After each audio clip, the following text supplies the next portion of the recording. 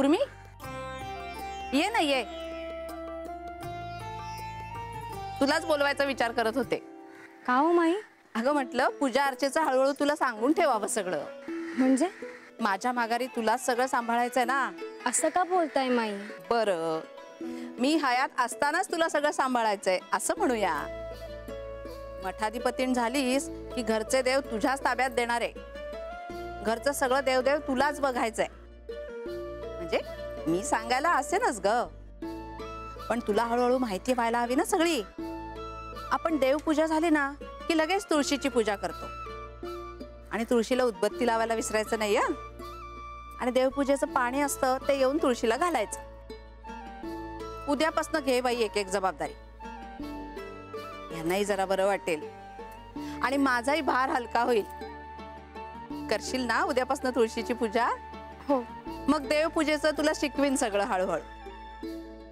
देवपूजा हे किंवा रामचंद्रच करतात, पण पूजेची सगळी नीट तयारी करणं, त्यांना हवी ती वस्तू हाताशी देणं हेच मोठं काम असतं बाई. हे तर एक एक तास पूजा करतात आणि पूजा करताना पठण चालू असतं त्यांचं. बोलत नाहीत काही, खुणेनं सांगतात. आपण त्यांच्या मनातलं ओळखायचं आणि त्यांना काय हवी ती वस्तू त्यांच्या हाताशी द्यायची. आज मी केली तुळशीची पूजा, उद्यापासून तू करत जा. आज फक्त हळदी कुंकू वाहा आणि आरती घे. मी यांना चहा देऊन येते.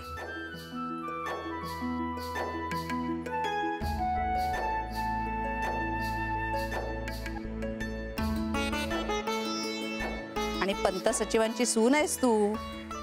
पूजा अर्चा करताना दोन्ही खांद्यांवरनं पदर हवा. आपल्या घरची पद्धत आहे ती.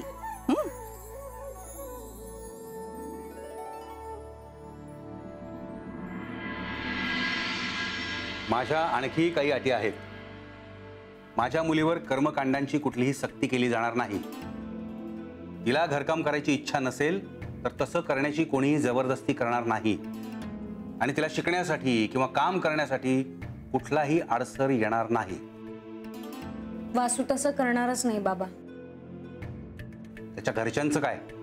मी शब्द देतो, त्यांच्याकडूनही असं काही होणार नाही. आज तुझा शब्द मला स्टॅम्प पेपरवर सहीच्या रूपात हवाय.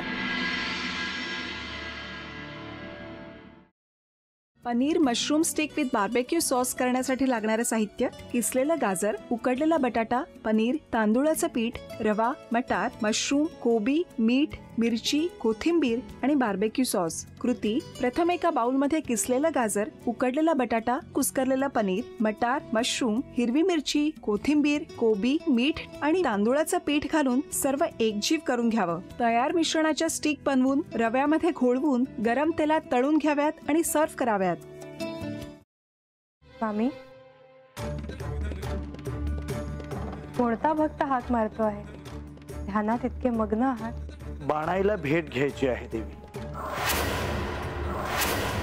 वाटलंच मला. ही अस्वस्थ असणं स्वाभाविकच आहे. तिच्या दृष्टीने हे सारंच गोंधळून टाकणार आहे. अशा वेळी तिला तुम्हाला किंवा मला भेटावं असं वाटणं हे स्वाभाविक आहे. नमस्ते अंकल जी. वो हमें आपसे कशा करता आलेस तू इथे? विकीची चाळी करायला? काय समजतो काय स्वतःला तू? अरे आजारपणात माझा जीव वाचला म्हणून घरातल्या पोरीबाळींवर.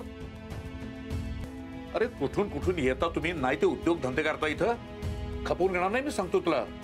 मी फार वाईट माणूस आहे, लक्षात ठेव. पोलिसात देणार होतो तुला. केवळ विके आडवा आला म्हणून लक्षात ठेवलं. ते इथून दिंड काढणार होतो तुझी मी. मामा, आता आपण काहीच करू शकत नाही.